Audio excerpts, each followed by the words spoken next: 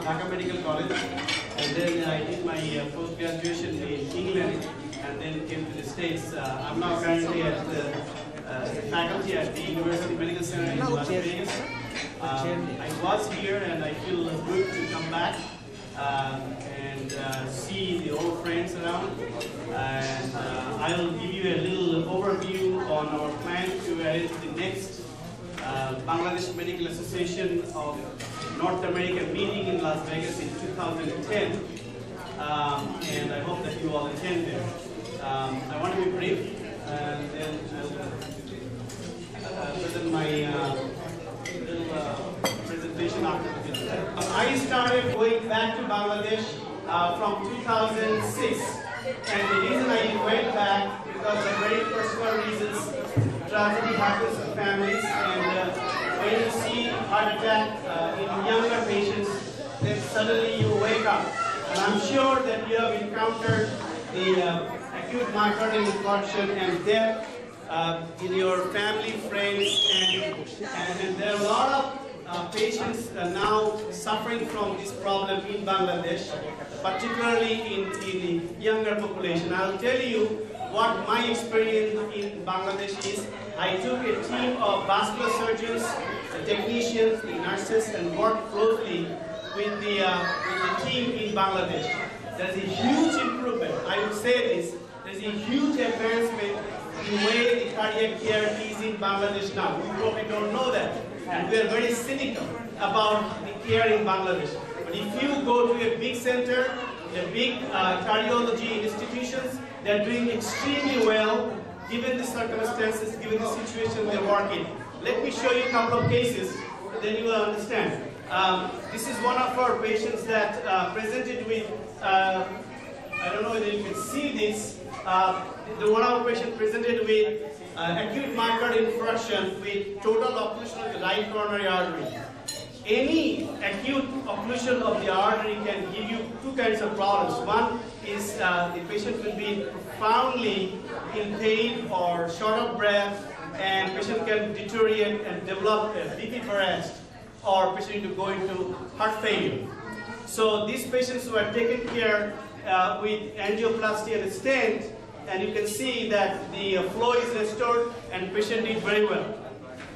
Why these young patients in Bangladesh, they develop this? This is no-brainer. What we have learned over the years now, that they develop the same risk factors that the Caucasian patients have. And there is a good paper from the Montreal Heart Institute now with Selim Yusuf's group that Bangladeshi people, like the South Asians, they develop the coronary artery disease earlier because the risk factors appear earlier. So we need to be very careful about detecting the conventional risk factors in our patients earlier, such as a patient who is 40-year-old but developed diabetes at age 20. He's no longer 40 years old like a Caucasian. It is an accumulative risk of the conventional risk factors. Very important to pay attention to this. This is not a scientific meeting, and I don't really want to stretch this. But some of your physicians, internists, please please pay attention to these factors when you treat your patients.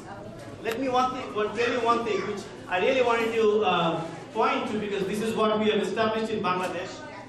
You have seen that in the lay press that Tim Russell had a problem. Tim Russell is a presenter who had an acute MI, BP arrest and died. He had a stress test, and his test was so-called negative. What happens that when there is a plaque in the artery, the plaque grows, and then plaque can rupture. 70% of the time, the plaque can rupture and give you a heart attack. Now, in the way we look at the stress test is a physiologic test. If you do a stress test, you may not have ischemia because the lumen may not be narrowed yet, because the bulky plaque broke outward first. So what we have done now in Bangladesh, we have established labs that will be doing invasive procedures, and this is what we call the optical coherence tomography.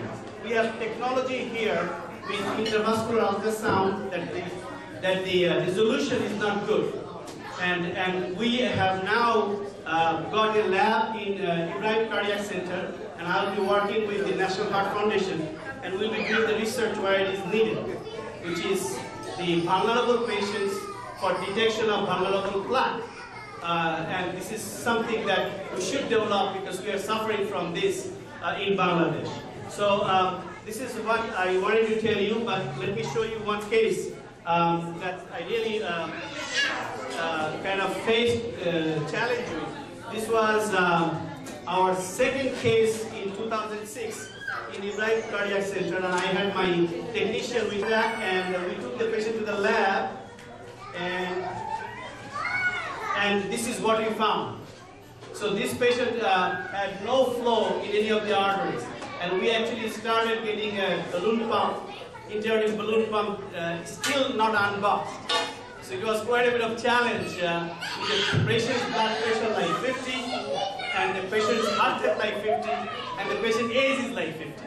So, but my technician, who is a Caucasian, was with me. He said, "You want to kill this guy or want to do something?" So I put the wire down, restored the flow, and got the patient back. So this is quite a bit of challenge, but believe me, the lab is still there. If you want to work, there's plenty of opportunity to work in Bangladesh. There's a huge problem with the payment because this is not like a third-party payer like in the US.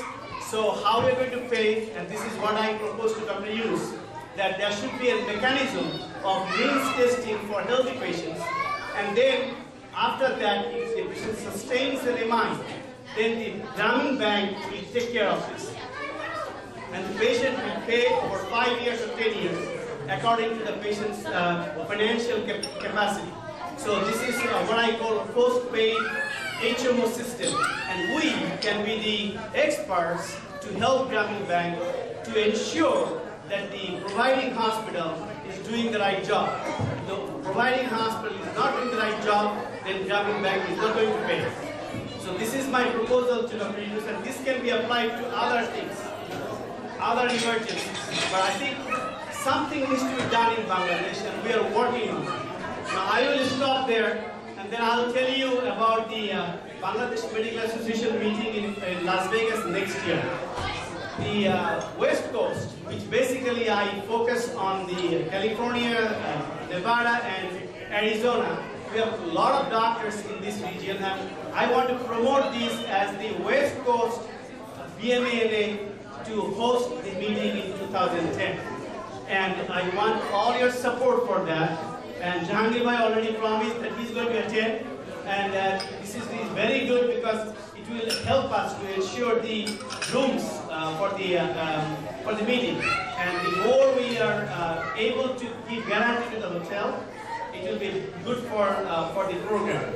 And we are going to do it in MGM grant. We already settled for that. There will be 10 CMEs. 2 days between 10 CMEs, and I think it is very good in terms of giving you an overview in all the recent advancements in the field of different specialties. So I hope that you all can attend, and with that I stop here. I can take some questions here. Thank you.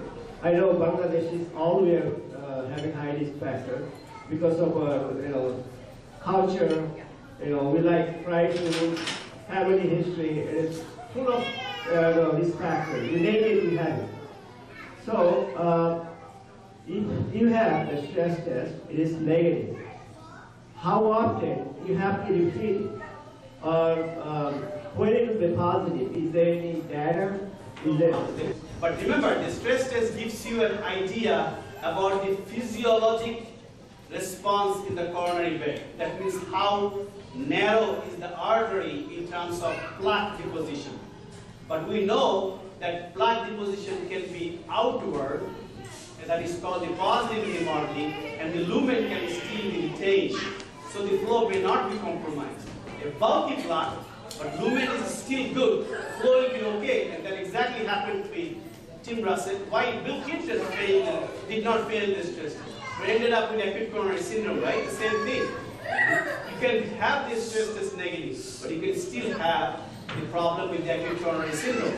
Second question is that the stress test, if it is positive, it is ischemia, so you have to take care of that. The other thing is that the 2-year warranty, it doesn't hold if the patients develop a symptom in the meantime.